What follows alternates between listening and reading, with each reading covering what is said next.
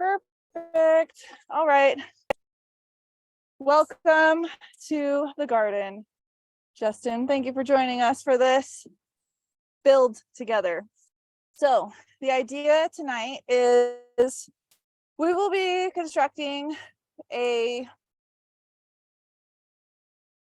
hoop house structure over 4x8 beds that you could easily pull tarps so you can practice light deprivation. There's still time to do this. If you haven't gotten your plants out yet, or even if you have got them out, you can easily build a structure, and we're going to show you how to do that tonight. So Ian has went ahead and cut the pieces for the lengths that are going to be holding the structure up already and assembled them. Take a look. So he had to do some jerry rigging because they did not sell the connectors. If you can see here, there's 2 connectors. They didn't sell this in one piece. So he had to cut the PVC and attach a small piece in there, remeasure everything. But that's construction. That's projects for you. Nothing ever works out how you want it to plan the first time around. So what are we going to do first? You got everything set up. All of these are cut. We're going to attach it with brackets. Yeah, we're going to attach the brackets first so we can just slide those in and fasten them down. Cool. Get to bracketing. Get to bracketing. And I will grab the camera so people can check it out and we can see this up close and real time. Let me see one of these. Okay, so 3/4 inch bracket. 3/4 inch bracket is going to be attached to the 4x8 raised bed, and the PVC that I just showed you is going to slide directly into this, and this is going to make us a little structure, like just so. We did 5 feet tall because these plants are going to get big, and it'll give more airflow, more room. And the thing is that we're not even going to put plastic up because we're not worrying about trying to trap in heat or anything like that, right? This is great for reducing humidity, airflow, all of those things, because we literally just need a support structure for a light deprivation tarp, which is just, I don't know if you've heard of Panda plastic, but it's black on one side, white on the other. You put the white on the inside and the black on the outside because the white color is going to reflect the light around. If you were going to do light assist in the fall, which we might, but it's just, most people are doing light assist. So the first crop in this bed is going to be light deprivation, right? Because the cycle is still outdoors, it's vegetative.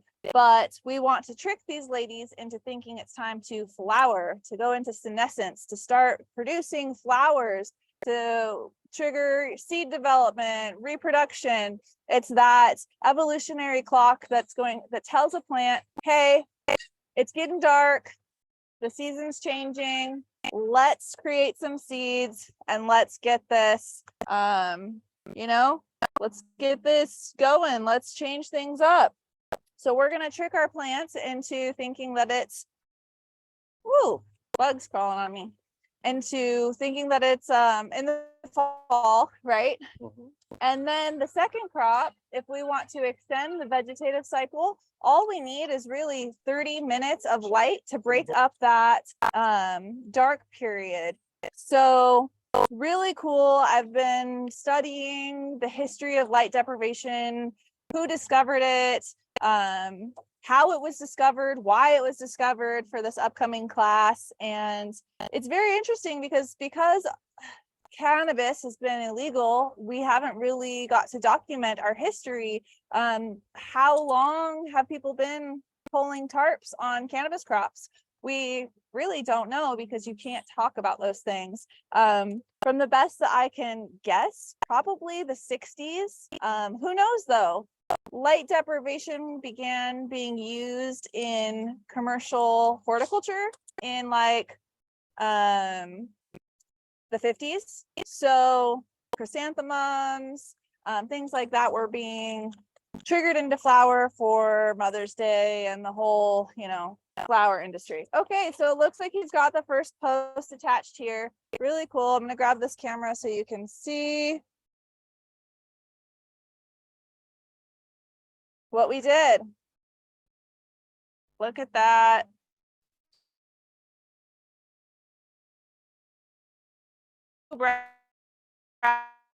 Brackets, holding it up, soon with a 4x bed. You can bed a multiple harvest a year outside.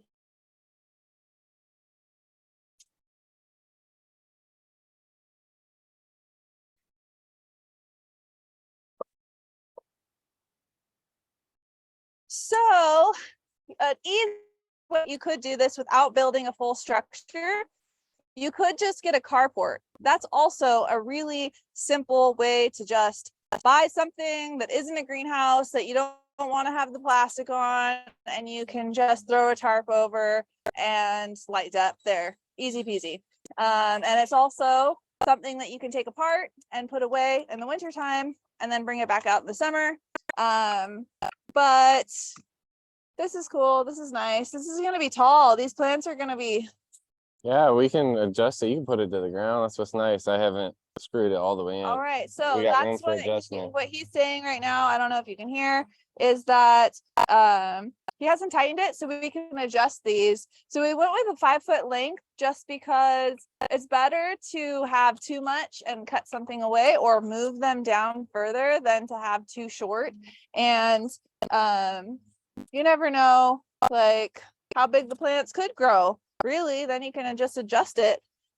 Yeah, we can adjust this on the fly. Yeah, we can adjust it however we want, custom. That's what's so great about making things yourself. You can make it exactly to your specifications, your area. I mean, we just finished building these beds literally like 2 days ago. Been kind of flying by the seat of our pants, getting the gardens going. The indoor was just flipped into flower yesterday. I just set up blue mat soaker hose in my little tent, 4x8 living soil grassroots fabric bed. And I'm super excited because I love automation. Watering is not my jam. I like to water in the beginning to make sure that the moisture is there, you know, nice heavy watering. And then I'm all about setting up irrigation. So this, both of these beds are going to be set up on drip tape irrigation. And it's very similar if you've ever built a blue mat, which look at blue mat, gave me a hat. Basically the manifold is going to be the exact same setup from the blue mat as to what it would be in these beds. So I'm going to have the header on this end and this end. There's another bed right over here to make it easy. And then I'm piping water from my house, and I'm using poly tubing, and I'm going to run it underneath along the fence line so it stays out of the way of dogs, babies, lawnmowers, all that kind of stuff. And then I'll plug into some connector pieces, and I'll have probably a 4-way or multiple splits, because I can run soaker hose on all of my individual pots, and then I can run drip tape on both of these beds. And so with these beds, I would say I'll do it's 4 feet wide, so I'm going to do 4 lengths of drip tape down the beds. They're 8 feet long. It's going to be so cheap and save me so much time. Literally buy a mechanical timer or a digital timer, and you can just get it set up, set it and forget it. Really, really, really great. And then there's even, I think I sent you, Stin, the fertigation machine thing that you can just plug into your poly, and it's like $80, and you can put fish in there for vegetative, and then you can change it up and add some kelp later, and then soluble phosphorus, whatever type you're using. I still haven't decided what I'm transitioning from because of getting rid of the guano. I'm working on that phosphorus heavy compost, but it's just we'll see where it gets. It's just so hard. Bat guano and seabird guano have been my go-tos. And I know that there's a lot of different boom boosters, like, fermented flowering things, pumpkin, squash, but I just want to make sure, I guess it doesn't really matter outside because I'm not growing commercially anymore, but I'm still always thinking like yield, and really pushing your plants to, basically, to just maximize their full potential. So we've got 2 beams up now, looking good. This is great. I mean, you don't want it too tall. Probably end up moving this down a little bit because the triangle, the top, the peak is going to be higher. And I want to make this easy to pull the tarp over. And so that's the great thing about having it be a little bit longer and adjust. I would like it to be easily pull over, not have to stretch. Yep. You're gonna adjust it to you. Yep, exactly. It's gonna be custom to me. So it'll be however tall you are will determine how tall you want this, because really being in the backyard, growing in a small bed like this is for ease, comfort, off the ground, which I'm really excited about. I haven't grown in a raised bed in a long time. So it's gonna help my back, my knees from growing directly in the ground where you're crawling around to prune your plants and all kinds of things like that. So in this bed over here, we got a custom soil blend made from the local worm farm, Stoked. It's basically their premium garden mix, but we had them incorporate rice hulls in it. So it was like $100 for a yard, and 1 yard filled this one up completely. Our second bed, we did a modified hugelkultur. So all of the broken limbs from this winter that fell down from the storms and all that shit, we saved and we cut them up, threw them in the raised bed, and then we saved all of our cannabis stalks and leaves, chopped those up, threw them in there, and then just some plants, broccoli that bolted because it got too hot early, rhubarb that my son broke off, just been throwing it in there, and then all of our indoor pot root balls and stems went in there, and we still need to fill it up a little bit, but that pretty much filled it halfway. So we only need to put probably half a yard or less to top that off. Really cool, really great. I'm so excited to get these plants in the ground. We are unfortunately have to wait until June 1st for anything because we have to have our medical cards to be putting the plants outside, and it's been a pain in the ass to get a medical card here.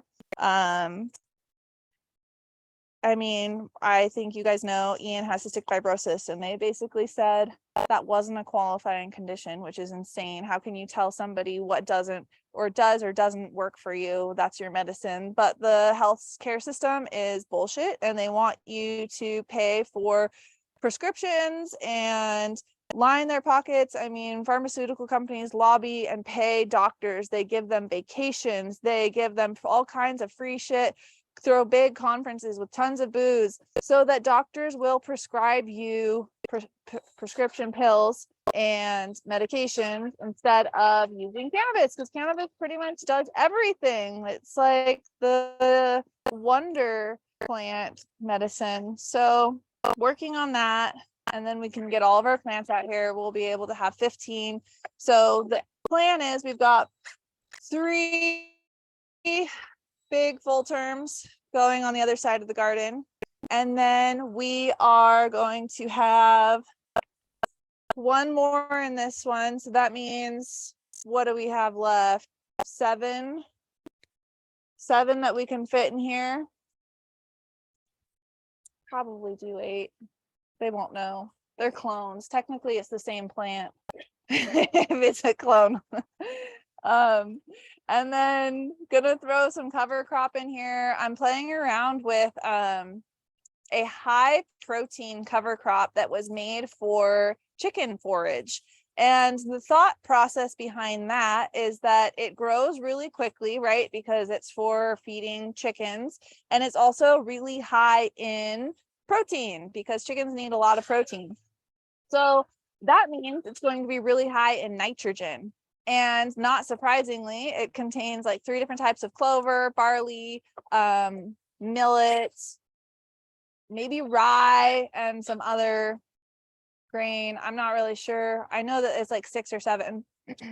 So nitrogen is made up of a lot of freaking protein. So if you grow high protein things, you're going to have high nitrogen. That's why soybean hydrolysis is a really high nitrogen source. So if you wanted to, I found a company that I really like. I've used their Ferty Humic and Ferty Fulvic Plus. But they also make a high nitrogen water soluble that's foliar, and it's made from soybean hydrolysate. So think about that. We make meat replacements, right, with soy, and then we are using that's high protein, so then we can use it because it's really high nitrogen. So pretty cool, fun thing to see how everything is, like patterned and hidden within there, hidden in plain sight, right? Just a different way to think of things. So I learned that when I was doing my research for the recharge recipe, that soybean, because I was trying to find L-aminos, soybeans contain all of the essential amino acids. So your plant needs them, we need them. Amino acids are what build up or make up enzymes. Enzymes are long chains of amino acids. Amino acids turn into building blocks of life, protein, all of that. So it makes sense, since amino acids make up proteins, that also, right, that soybean is going to contain all of them because it's so high in protein, so high in nitrogen. Therefore, it's going to contain all of the amino acids. There, that's another circle. We closed that loop. All right, so easily coming together. It's a little tilted. I wonder what my neighbors are going to think about this. But what you want to do when you're planting your garden outside is you want to be considering the sun and the sun track of how it plays out in the sky. So we are facing east, where the sun rises directly over there. And obviously that is going to be west behind you guys. And really making your raised beds go from east to west is the best. That kind of rhymed, because it's going to have the longest amount of sun. It's going to be in that sun's track. So we could have put them at a little bit of an angle, but that wouldn't have been great for space. But having them just oriented basically the direction that the sun is tracking across the sky is great. And then anything that is going to be the tallest thing in your garden, you should be planting to the north. So the north is right behind me. Why is that? Because the shadows, right? The sun sits in the southern part of the sky. It gets higher the closer we get to June 21st, and lower the further away from that date we get. So if we have our tall plants north, then the sun that is down south is going to be hitting and casting a shadow on anything. So the tallest thing should be in the northern end of your garden, casting shadows behind it. So on this bed, we don't, this is the furthest north basically, because it's on this far end. So as the sun comes in and tracks over the sky, it's not going to cast a shadow on anything behind it except for this big old mass of ferns and whatever plants are growing back there. And then let me take you over here, see this bed. This bed is the modified hugel bed. This one is going to have cucumbers growing up this side, the north end, and then corn there, if I can get more corn to germinate. And interspersed, I'll probably do one more cannabis plant in there, and then a bunch of vegetables. I'm going to keep my tomatoes in pots. Tomatoes do really good in pots, as well as peppers. There we go. Look at that. It's coming along super quick. This is like, we're almost done, and then we can pull a tarp over it and freaking start light depping. You see how easy that is?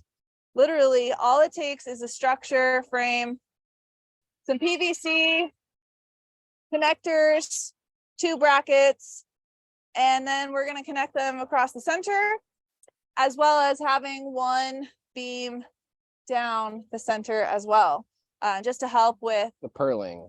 Yeah, the purling, kind of. Yep. That will be the purling of our modified hoop house. So exciting. Well, how's it coming? Good. Good? One more bracket. One more bracket? Kind of put it together. All right, I'm excited. So we didn't get the panda plastic yet. That's what we call it because it's black and white. But I'm not pulling tarps until June 15th. So no need to get it sitting here, and the UV does destroy it. So take care of your plastic, try to reuse it as much as possible. Your tarps, really, you can get a couple of seasons with them. And what you're going to be doing is really just, it depends on how big your hoop is. Like we've had, 20-foot wide, 70-foot long hoops. So we had to use a 50-foot wide by 100-foot tarp and physically pull that over. It's super heavy.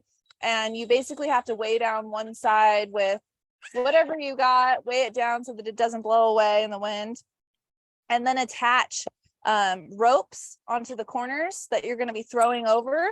And we like to put tennis balls on the end of the ropes and super long length so that you can literally just throw the tennis ball over the top of your hoop house, and you both do one on each side, and then you go to the other side and you freaking grab that rope and you pull that tarp over 75-foot long greenhouse. All right, yeah, you got it.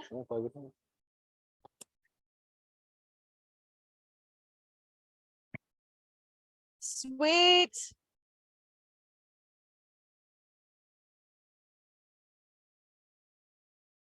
Awesome. Okay. Well, thank you.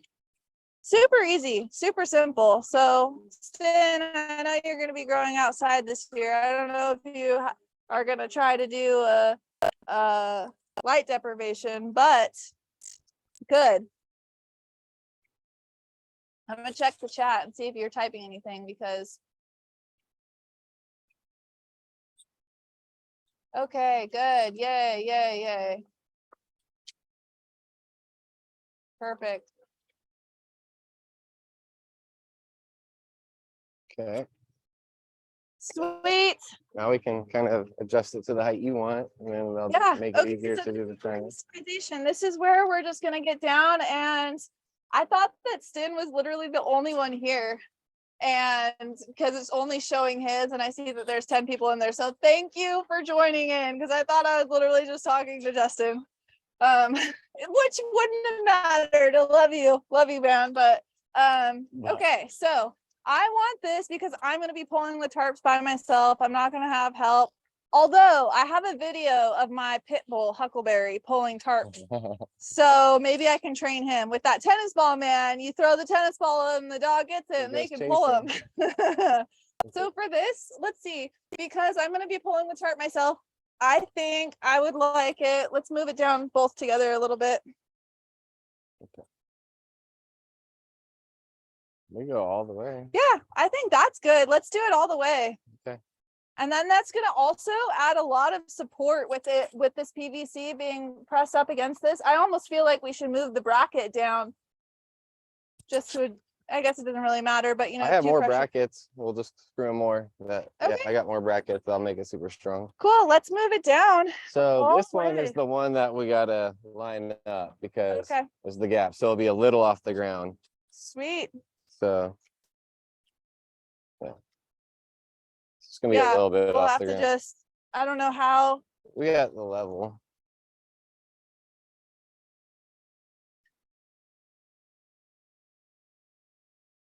Yeah. If you come here. All right, and this is how you make sure your shit's even. I'd say you could go down to the bottom of the hole. Like that? Oh, that's a little much. Try and get. Yeah, look at that. That looks dead on. Oh, perfect. My son came out to say hi. Hi, baby. He wants ice cream. Here you go.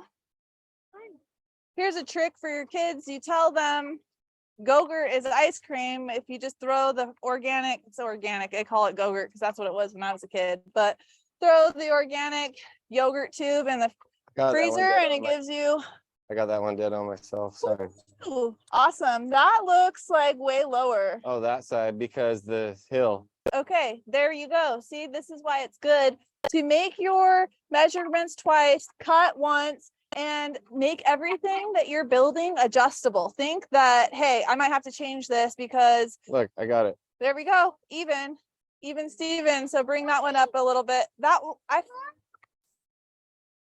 Yeah, son, go play. Boom. That was it, right on the money. All right, let's take a look. I think you guys can see it all. That looks pretty good. That looks pretty good. I still feel like that one in the corner is a little bit high, but well, we can adjust it. So okay. Once it's all together and it looks a little off, but I think it's pretty good. All right.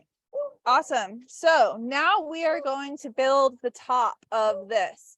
And so we didn't make the cuts first because, okay, first of all, we didn't have the exact angle. If you are figuring out the length of a triangle, you have to do, it's Pythagorean theorem. So a squared plus b squared equals c squared, but that's a right triangle. So you would have to divide it in half. And it was just like a whole bunch of math, and you would need this angle. I got and it.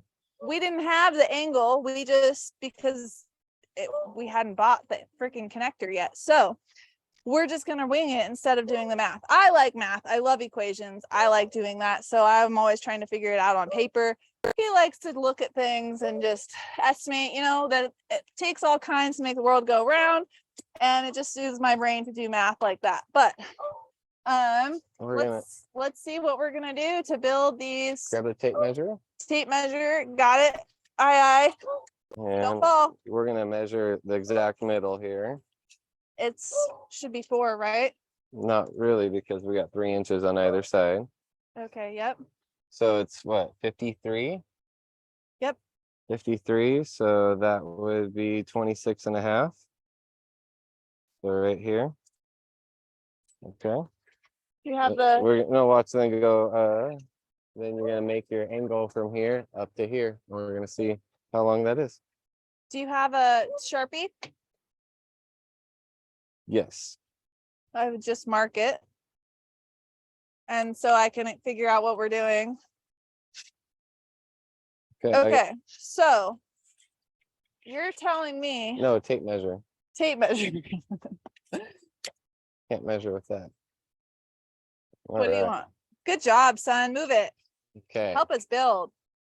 So goes from here, and we'll feed. How do you know what the angle is for the connector piece? We're gonna feed it straight off this one. Oh, I see. Dude, you're gonna hit me. Pretty good. So what is that? 3 feet. 3 feet? Yeah. That's what I said, right? Yep. 4, 3, and 3. All right. Perfect. So now we know without any math or equations, we just measured it out right there. 3 feet. So we need to cut our PVC into 3 foot lengths. So we need 1, 2, 4, 6 3 foot lengths, and they're going to go across with a connector, and then the purlin is going to go straight down the center, 8 foot length. So go as far away as possible to do the screwing so I can keep on talking with my people. Yes, ma'am. Thank you. That's what I like to hear. I'll do my screwing part. All right. Let's see if I can check the chat here. And maybe.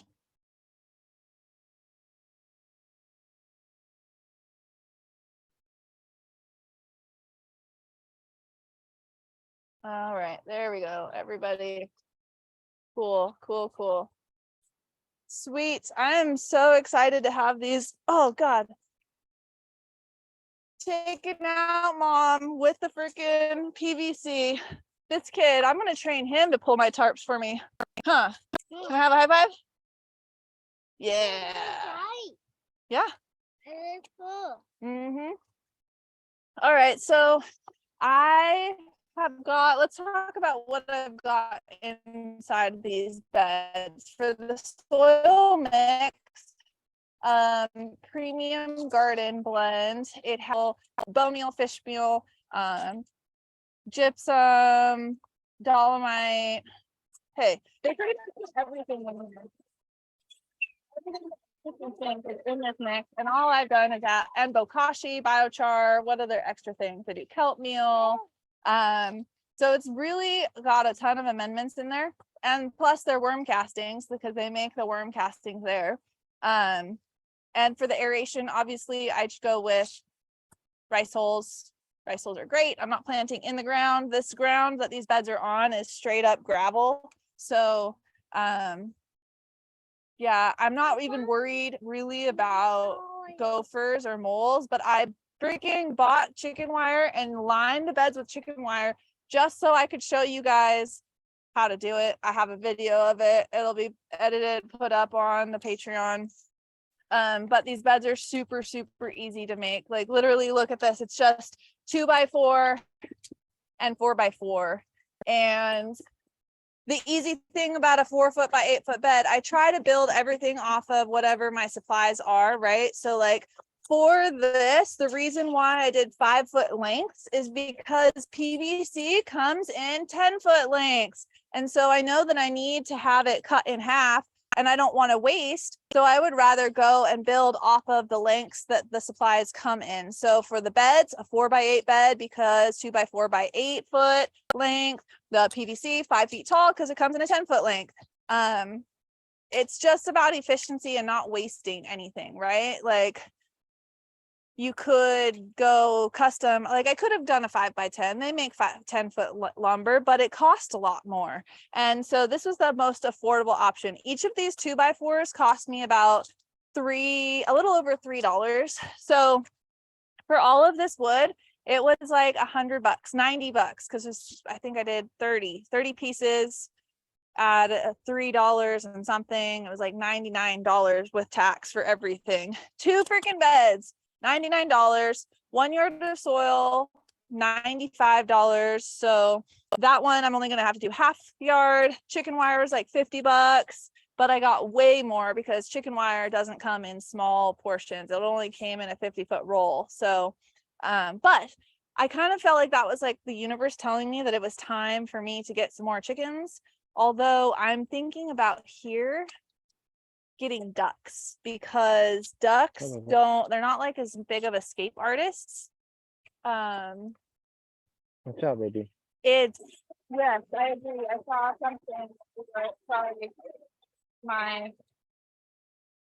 Also, if you make them 5 feet wide, yeah,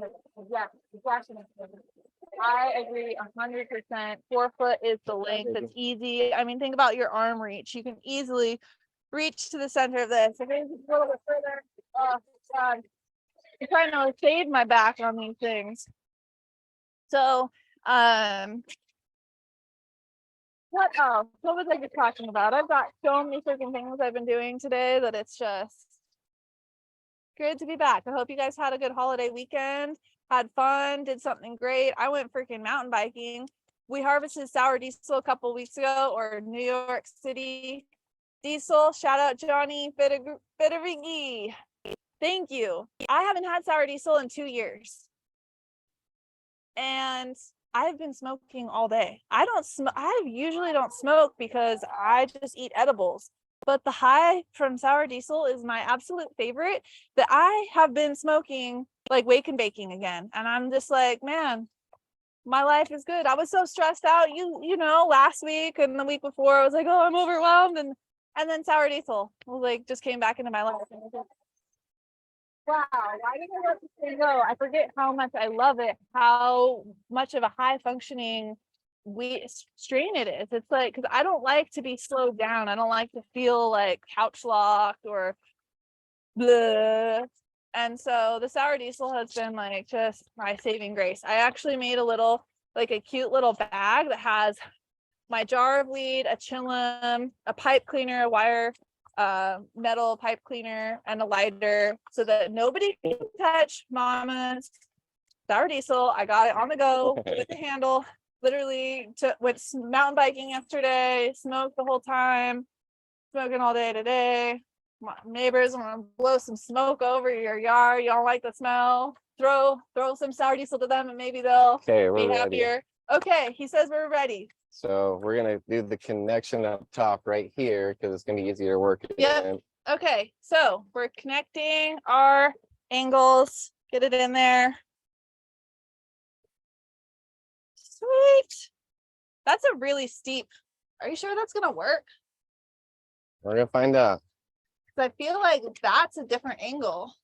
That's not, oh, that wouldn't be the right angle for the top. This is the right.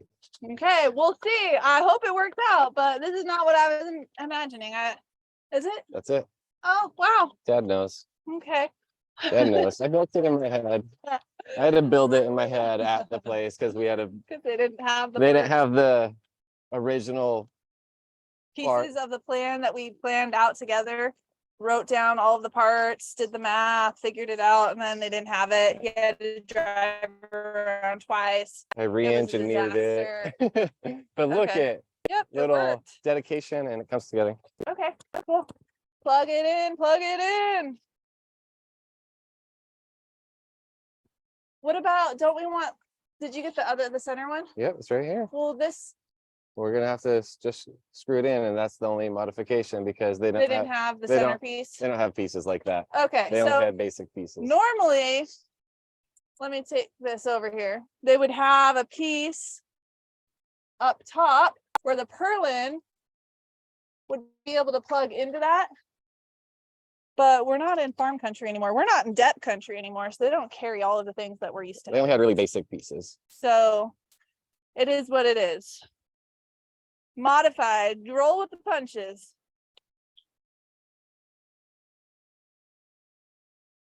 Oh God, my chest. It's crazy. Yeah. Oh. We'll have to. Here. That's because this is. Okay. No, that side's all. Yeah, we gotta do it at the same time. Cattywampus. We gotta do it at the same time. You gotta angle your joint. There you go. Okay.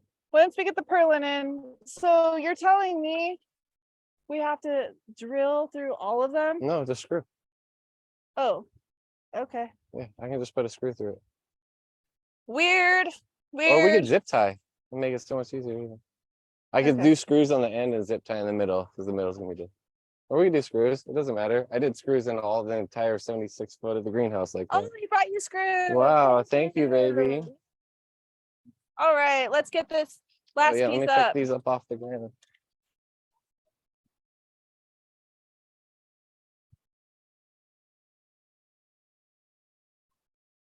Yep, that hammer just came back and hit you, kid, on camera. Yes, show all the bloopers. Oh my God, be careful. It's like right next face and there's like this backlash. Okay, good. Yeah, pretty strong. All right, there you have it. Look at that. So the only thing we're missing now is the center purlin. Let me see. So we will be putting it then, what do you think, underneath? That would be easier for the tarps and smoother transition. Yep, it'll be underneath for sure. So they didn't have the right connector pieces, so we will cut it to length. Cut it to length and then attach it with screws directly into that. And that's just going to give it more rigidity if there is a storm, just to hold it up, better structure. And so one thing that I want you guys to know, if you plan on building something like this and you are going to use greenhouse plastic, PVC can deteriorate greenhouse plastic with UV radiation. And so the points where your plastic is rubbing on the PVC will begin to break apart and wear away. And so you can avoid this by lining your PVC, just wrapping it in tape wherever there's going to be some rub or friction between the greenhouse plastic and that PVC. So that is just something that I have learned from experience. and it will save you money because greenhouse plastic is expensive. Like I said, I'm probably not going to use greenhouse plastic on this. We'll see at the end of the season what the temperatures are like, but if anything, I will add some Agribon, which is the, oh God, I swear to God, every Tuesday at 5 o'clock, these motherfuckers back here decide it's time to mow their lawn. Freaking living in a neighborhood, man. Oh well, oh well. Sweet. So now I have my little mini jet right behind me, 4x8 jet. Gonna be able to pull off 2 crops in this, and going to be companion planting some different things for light deprivation. Really what I've run into, that short day, long day plants do not want to grow together. So there's going to be very few species that I can manipulate that I have found in my research so far. And it looks like Malabar or like heat loving spinach varieties are going to be my best bet, because think about it. The long day plant wants to flower when the days are long, right? Like spinach. So you want to keep it in a vegetative phase, so you can manipulate your light deprivation. You can like play off of that, what you're already doing for your cannabis. So spinach and June bearing strawberries are going to be the 2 varieties that I play with for companion planting that I think are going to add the most value to my life. I love spinach. I love strawberries. So I'm just going to play with that, because think about it. You're depriving light. So spinach is not going to flower, even though it's the time of the season for spinach to go to flower. You don't eat flowering spinach, you eat vegetative spinach, baby greens, all that shit. So, but because naturally it has evolved to grow in the cooler temperatures, you have to go with specific varieties that are okay with heat, because even though it's the photo period that triggers flower, other forms of stress can also trigger a plant into flower, like heat. That's apparent, obviously, with other plants and different environmental stresses, like autoflowers, for instance. Autoflowers evolved, they believe that autoflowers evolved during the last glacial period. And so think about when the earth was going through a glacial period, right? Uncontrollable, crazy storms, super cold, harsh climate. And so summers were very, very short. And you would have to, if you were a cannabis plant, right, and you lived in the glacial time period, you'd be like, oh no, winter's coming. Any kind of stress, you want self-preservation. And so that's what autoflowers do. They are like, damn, my tap root touched something. Woo, got to trigger into flower. I'm saving myself. I'm producing flowers. I'm going to pass on the next generation. I'm going to die for my children. That is what autoflowers do. So very interesting. I don't even know how I got on that side tangent, but pretty cool. If you look back to where things evolved in the world and look at the history, you can learn more about it by putting yourself in the plant or animal's perspective. So like we were fishing the other day, and like I don't know how many, I know some of you guys like fishing. But when you're casting or reeling in, I was like talking to Ian, I was like, yeah, I'm pretending like I'm the fish. Like, okay, so my lucky lure that I use is a MEPS #2 spinner. That's just like my go-to, always use that. And so it looks like a little fish. It's a small gold spoon. And you see it, and if you're just reeling in, it doesn't look natural. Like you have to pull in and kind of jerk. Think about how fish swim. Put yourself in the perspective of the autoflower, of the fish. You want another one, dude?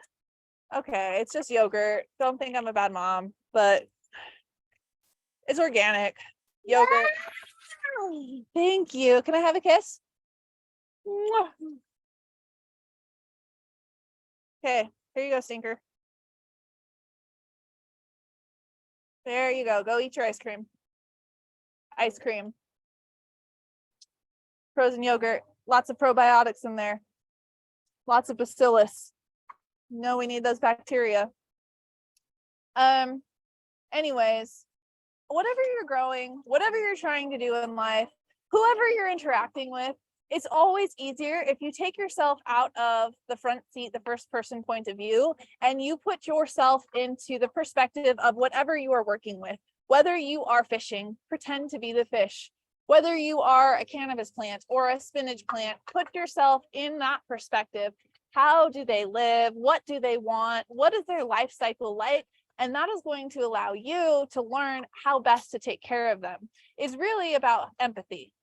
That is what this is about. Having empathy, having the perspective of putting yourself in somebody else's shoes.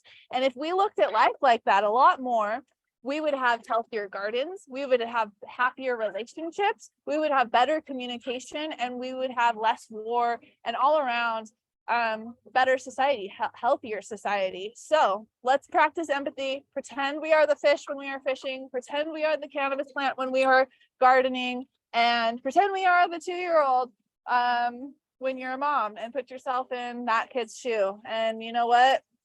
I'm gonna try some of this. Put myself in your shoe. That's yummy. Yum. So, how's it going, honey? Amazing. It is perfectly square all the way around. Perfectly square all the way around. Even though Look our at that. bed isn't. That's with the adjustable brackets and a level. Yep. All you need is a level, and make sure that you don't screw in the brackets too tight so that you can adjust everything, because, you know, life isn't even. Life isn't always linear. There's ups and downs, and you got to build on that fucking hill sometimes. That is how life is. Roll with the punches, baby. What? Yeah, berries. We are growing strawberries right now, and I don't know what kind of variety they are, if they're June bearing or they're not June bearing, if they're day neutral. Oh, do you have brain freeze? Yeah, I know, that's a rough life, getting brain freeze from eating too much yogurt. So the strawberries right now on the deck are flowering and producing a little bit of fruit. So it's been great for him to be able to just go out and pick his own berries. He loves that. He comes in and has to show us, here, take your, or do you want mom to have this? Okay, thank you.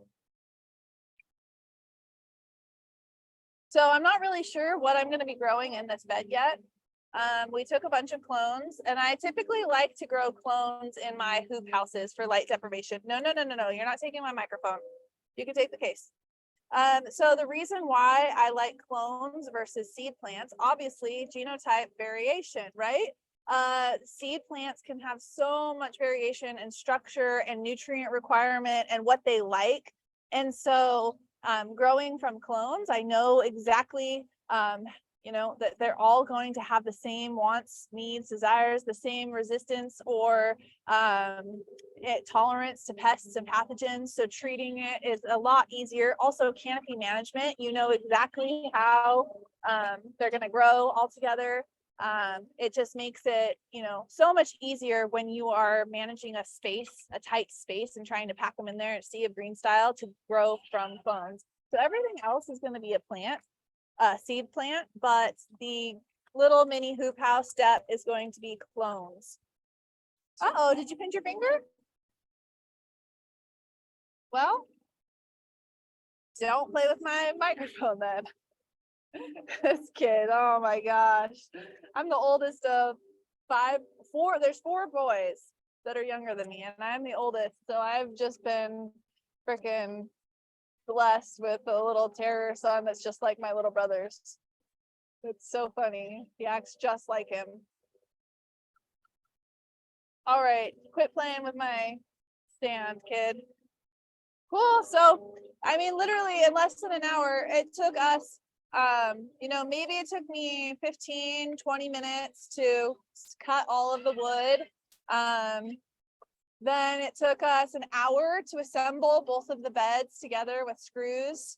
And then look at this. It took us maybe, what do you say, 2 hours for the soil? Oh, it was 45 minutes. 45 minutes. We filled this bed with soil in 45 minutes. We just And we didn't even have a wheelbarrow. We left both of our wheelbarrows to Oh, California. And I go was put like, that back, please, baby. I don't shit. need that So one. we just used freaking Okay, can you totes. put it We back backed for the me? truck all the way up Put it back for here daddy. and just assembly Please, line. baby. Got all of the Here, soil put in it in there this in box. 45 minutes, 1 yard. Good. Move your I'll body. use it Keep later. it Put it in going. that box. A Let body go. in motion stays in motion. Okay. And we need to get irrigation set up next, but it'll be good. June 1st. It's like what, May 30th? I got a day. You know how I like to do it. Procrastination. Get it all done at the last minute when I have to, because I have a million things that I go do at the same time. But I love it. I love the organized chaos, as Cat Lady calls it.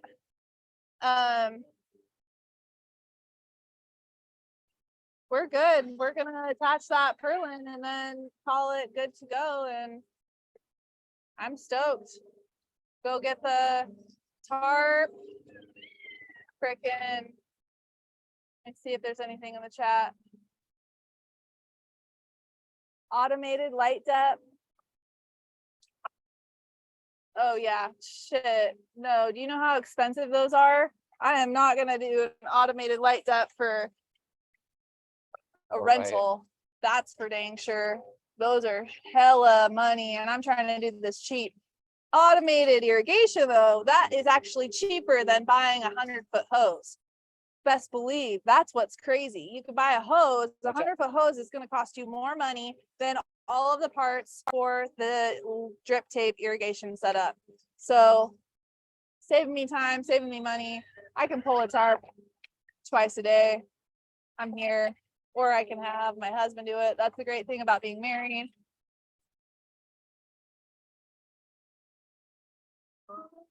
Is anybody doing light depth this year? Anyone going to have an automated or going to improvise and do their own light depth tarp pulling?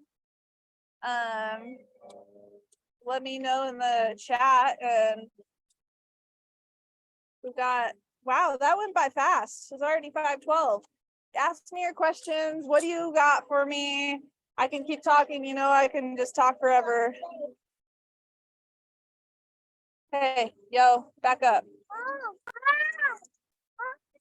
This is what it is, being a mom. Come here. You want to say hi?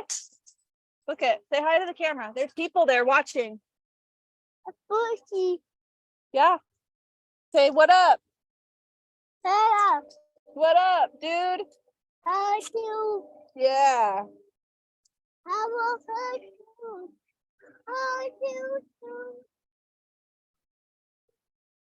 All right, let's go see what Dad's got going on. Would you hold this end actually? Yep. All right. We're measuring this. No, we do not cry like that. We are not You got it? crybabies. Gentle parenting, y'all. Okay. Got it? Yes.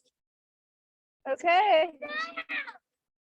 I'm going to go and take this inside to finish up, everybody.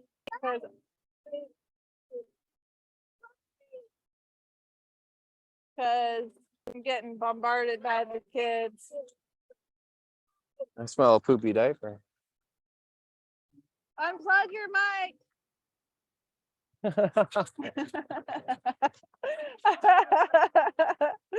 Oh man, that was fun. Thanks guys for joining me for that little adventure of freaking building a hoop together in the backyard. That was so much easier than building the 75-foot long one. I fucking did that 5 months pregnant.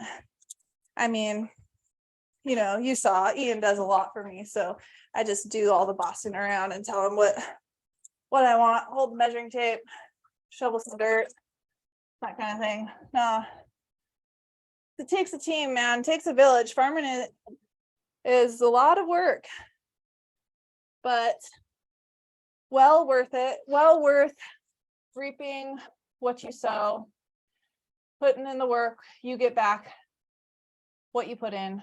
Ooh, actually, since I'm up and about, I want to show you guys my bed that I just got set up with the blue mats.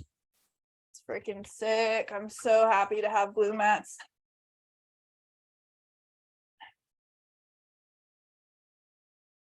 Oh, are the lights on yet for that room? No, I can't show you that one, but let's see, flip it around. So we've got the purple ghost candy from Seedsman. These motherfuckers, I didn't have the dimmer on for the lights, so, and I forgot that it just kills them. So they're looking a little heat stressed. So I actually, since I don't have the dimmer, I literally just unplugged half of the freaking bars to cut it by 50%. So the dimmer is expensive. I did not want to do that. So look at this. This is super easy. Got the blue mat set up. You're just using little poly tubing to make this header. They need to all be laid down flat. I just watered, freaking hand watered this one. But we'll see how it works. You know, they sent it to me to do a review on it. So I'm going to have it coming out through here, and then it'll be gravity fed. I don't know if you can see up there, I cleared out that shelf that I've got. So I'll have a tote with a hole drilled into it, and the water will be filling up on that shelf. I have a retractable hose on this side for the indoor over there. And this stuff is awesome. This is like, instead of building a full room like with walls, you can just use this, and it's insulated. I can't think of the name right now, but yeah, that's what I've got going on. I did this today, set this up, and oh gosh, I've got to go, you guys. I'm so sorry. My son just came in and said that he pooped and he pulled his diaper off. So I'm going to close this one short. And I'll see you guys next week.